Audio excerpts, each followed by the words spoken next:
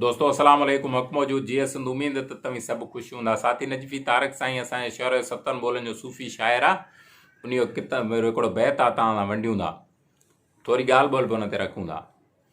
उहो हे आहे त नाहे कुझु इश्क़ ई आसान उसूलीअ सुवार थियणो आहे। नाहे कुझु इश्क़ ई आसान उसूलीअ सुवार थियणो आहे। दुनिया उक़बा कुफ़र इस्लाम खां बेज़ार थियणो आहे। मुरीदी खादमी ॾनु नज़र दावत सभु आहे। दलबो फुरे हीअ ख़ल्क़ ख़ालिक़ जी ख़ुदा वटि ख्वार थियणो आहे। नाहे कुझु इश्क़ ई आसान उसूलीअ सुवार थियणो आहे। सिंध में हींअर जेके बि दरगाहूं मौजूदु आहिनि शाहूकार क़िस्म जूं,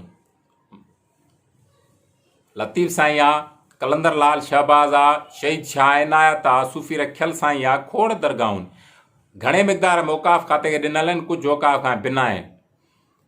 इहे जन माण्हू जेके शाहूकार इंसान आहिनि, जंहिंजा एॾा वॾा नज़रिया आहिनि, किताब आहिनि, रिसाला आहिनि, गज़ब क़िस्म जी हुन में शाइरी समायल आहे, हिकिड़ो पैगाम आहे इंसाननि खे, समाज खे, इंसाननि जे अणबराबरी ख़िलाफ़, समाजी हुकुमराननि जे ख़िलाफ़, ख़ुदि इंसान खे पंहिंजे अंदर में वेठल इब्लीस जे ख़िलाफ़, ख़ुदि पाण खे इंसान हिन दुनिया खे सही रुख में सम्झण जा हिमायती दग गस आहिनि। उन्हनि माण्हुनि ज़ाती ज़िंदगी में ॾिना ऐं पोयनि माण्हुनि लाइ वंड छॾे बि विया। रिसाला मौजूदु आहिनि। उन्हनि माण्हुनि जी ज़ाती ज़िंदगी ते थोरी नज़र था विझूं। कलंदर साईं जे नाले ॿुधाईंदा सूफ़ी, ऐं मूं हिकिड़ी जॻह ते पढ़ियो बि आहे त 101 साल या 103 साल जी उमिरि जो माण्हू हो, जेको ज़ईफ़ उमिरि जो माण्हू हो, जेको हिते आयो मुल्तान खां पोइ थींदो सिंध में नाइंसाफ़ी उन दौर में इन जॻह ते जेको हुकुमरान रहंदो उन ख़िलाफ़ हिते ॻाल्हायईं। बुज़ुर्ग टाइप जो माण्हू हो, पर उहो जॾहिं ज़िंदा हो उन दौर जो हुकुमरान, उन इलाइक़े जे माण्हुनि चवंदा त मानी खाइण जे लाइ हुनखे न ॾिनी हुअऊं, कणिक जी छिलू ॾींदा। तव्हां मशहूरु किसो हूंदो त बोतले खे बि मारे छॾियो। उहो साॻियो माण्हू जॾहिं ज़िंदा हो त उन जी इहा ख़िदमत कई हुअऊं। जॾहिं उहो दुनिया छॾे वियो त अरबनि रुपयनि जो मथां मुक़बरो उॾाए छॾियऊंसि। हुनजो जेको हक़ीक़ी मक़सदु हो उहो गुम करण जे लाइ, बिज़नेस करण जे लाइ, पैसनि कमाइण जे लाइ। तव्हां वञो छा थींदो आहे हुते, हाणे बिज़नेस थींदी आहे।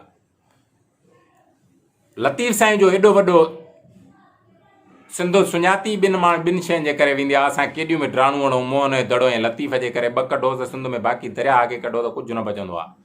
उन लतीफ़ जो जेको शाहूकार, जेको इंसान दोस्ती, समाज दोस्ती, समाजी साइंस वारो जेको पासो आहे, उहो गुम आहे।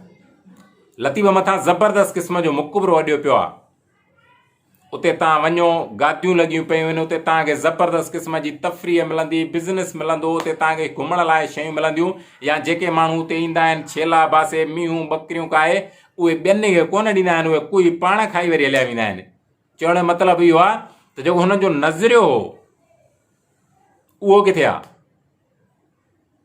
मखदूम अब्दुल्ला दारी सर किताब पंहिंजे में लिखियो आहे त सिंध जे घाणनि जो रंग सारिया जे तेल जो इन करे ॻाढ़ो थींदो आहे जो मखदूम बिलावल जो रतो न घाणनि में लॻल आहे।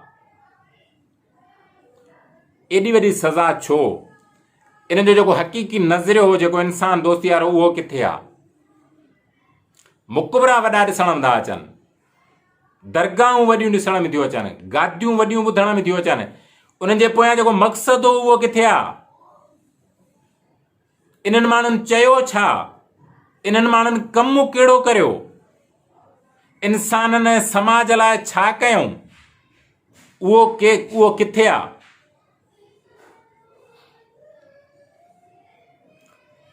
लतीफ़ साईं चयो आहे त वया मोर मरी हंझु न रहियो हिकिड़ो,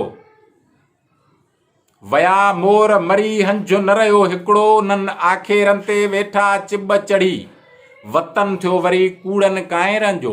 आउं कोन थो चवां, लतीफ़ थो चवे। हक़ मौजूद जी सिंध। असांजो वीडियो वणे असांजो यूट्यूब चैनल अरडो तरादी खे सब्सक्राइब कजो ऐं बेल आइकन जे बटन दबाए जो अगले वीडियो नोटिफिकेशन तव्हां ताईं पहुचाए सघूं।